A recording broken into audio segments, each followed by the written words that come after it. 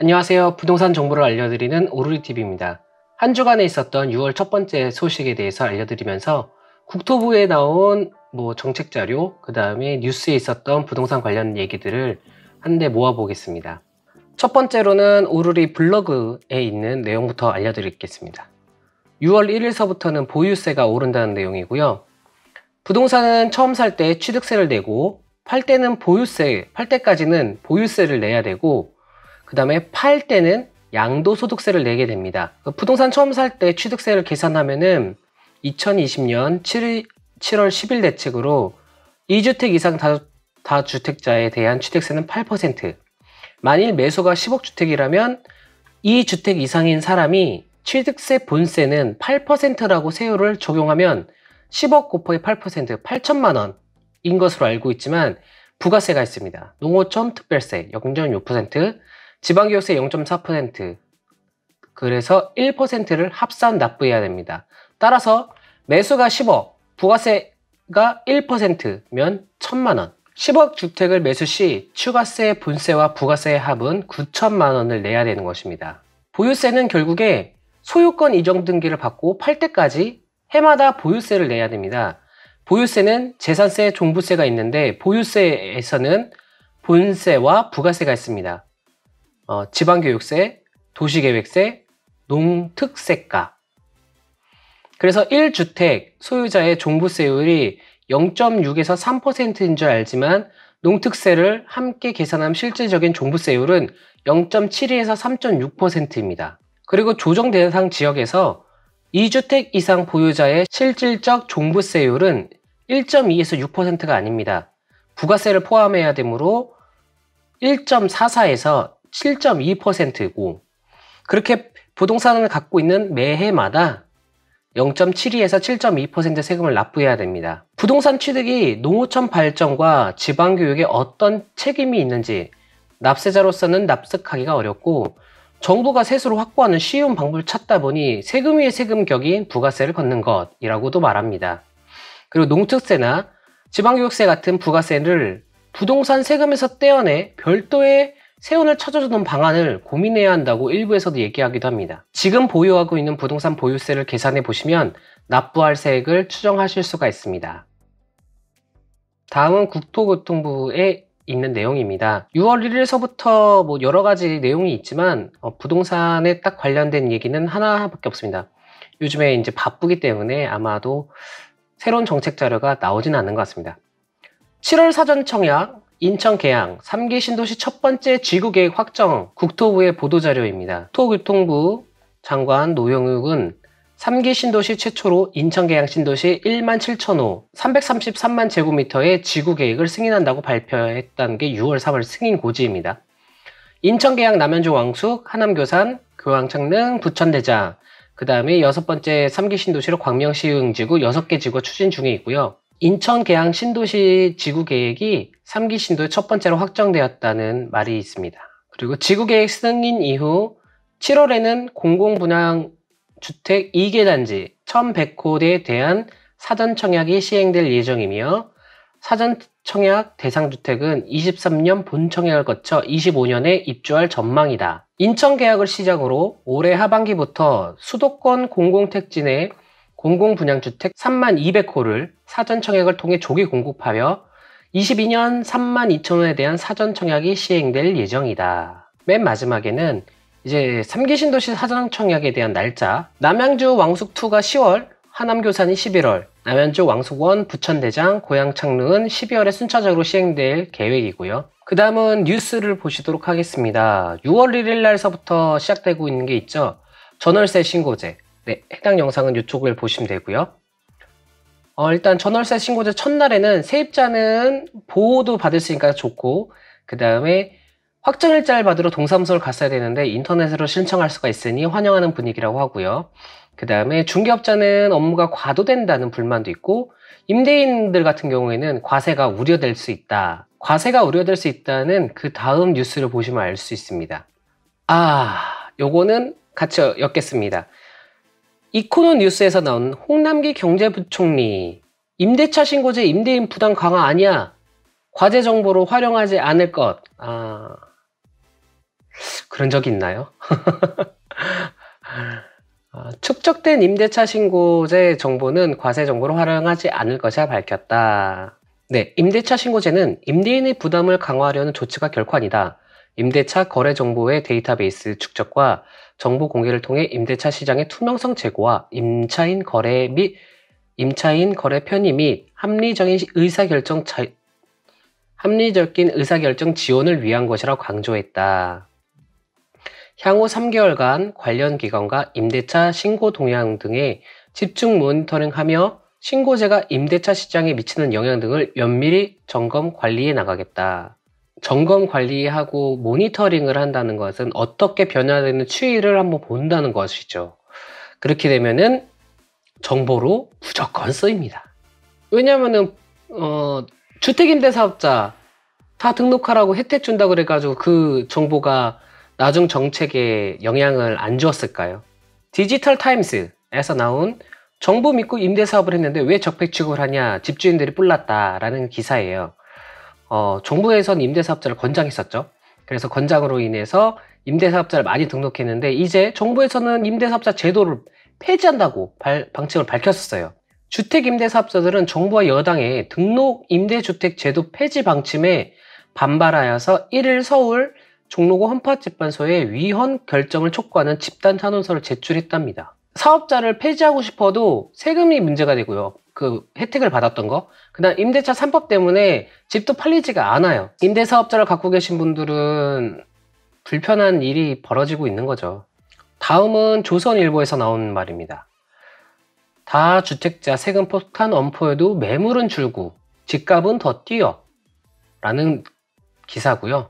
보유세랑 양도세 중과를 시작했는데 지금 집값은 잡히질 않고 있어요. 7.10 대책 후 지역별 아파트값 변동, 이것은 2020년도 7월과 올해 5월을 비교한 건데 전국은 13.26%, 수도권 17.7%, 서울 15.07%, 지방광역시는 13.01%, 기타 지방은 7.65%가 올랐다는 말이죠. 지역별 최근 한 달 아파트 매물 증감 다 감소입니다. 5월 1일과 5월 6일을 비교한 거고 광주, 인천, 전북, 충북, 제주, 대전, 경기, 서울 할 거 없이 모두 다 마이너스예요. 경기는 마이너스 7.1, 서울은 6.1%. 다주택자들한테 세금 폭탄을 매긴다고 해도 매물은 줄고, 매물이 줄으니까 당연히 집값은 더 뛰겠죠. 근데 안 팔고 그냥 버티자, 약간 이런 분위기 속인 것 같습니다. 그 다음 아파트에 이어서 오피스텔 전세도 사상 최고 값을 찍고 있고요. 그 다음 조선일보입니다. GTX 말만 나와도 급등. 의왕 30평 아파트 15억 찍었다. 수도권 광역 급행철도인 GTX-C. 그 사업 맡은 건설사들이 의왕 왕십리역 추가 제한하자 정부 확정 발표도 안 났는데 수혜지역 집값이 수억씩 올랐다.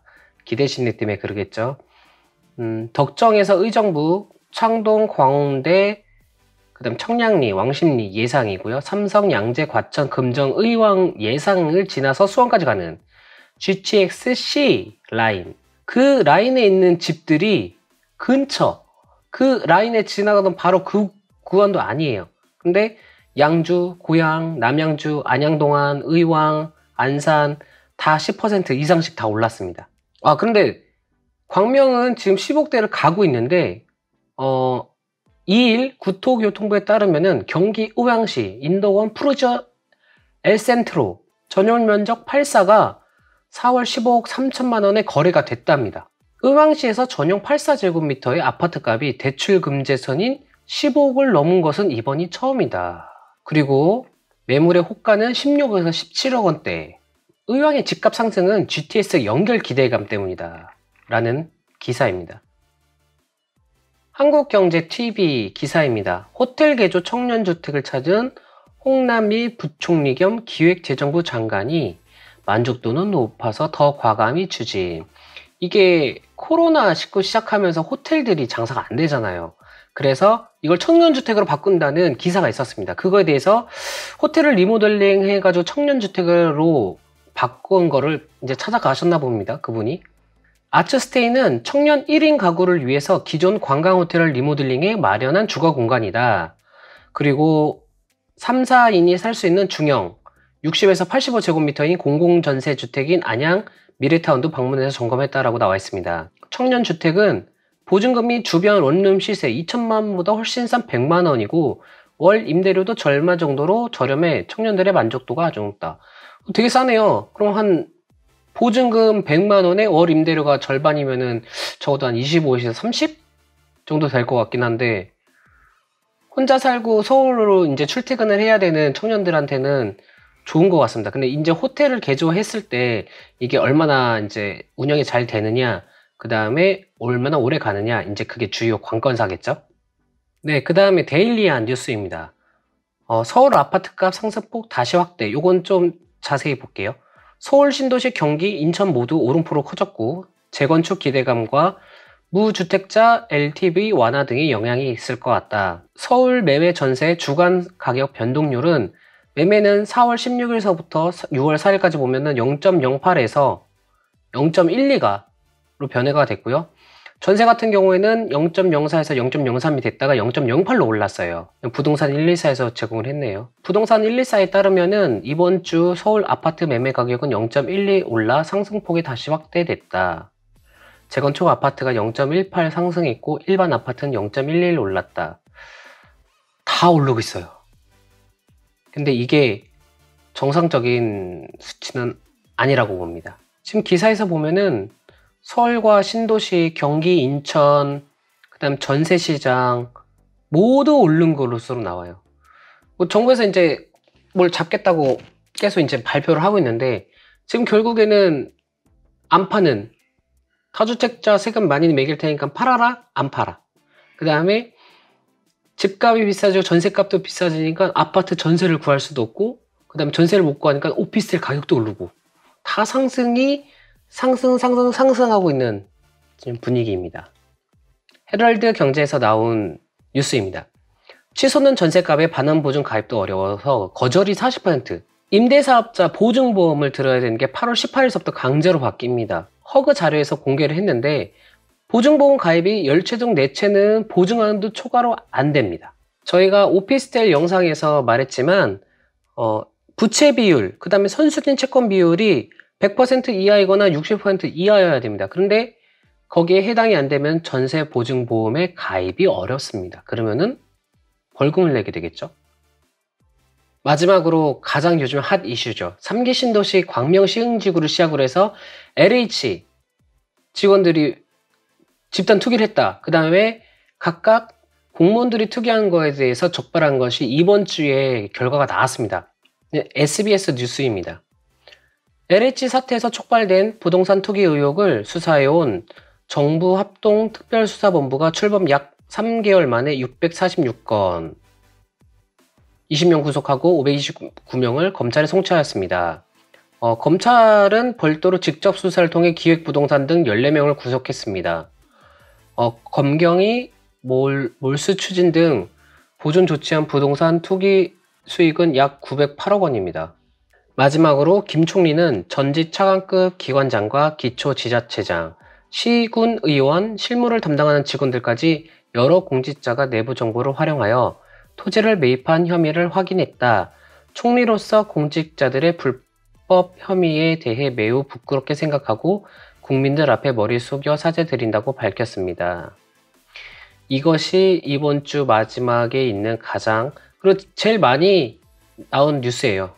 LH 직원들이 투기를 하고 그 다음에 공무원들이 투기를 한 사항들이 하루빨리 끝나고 정책이 좋게 흘러갔으면 좋겠고요. 이것으로 한 주간 있었던 주간 부동산 뉴스는 마치도록 하고요.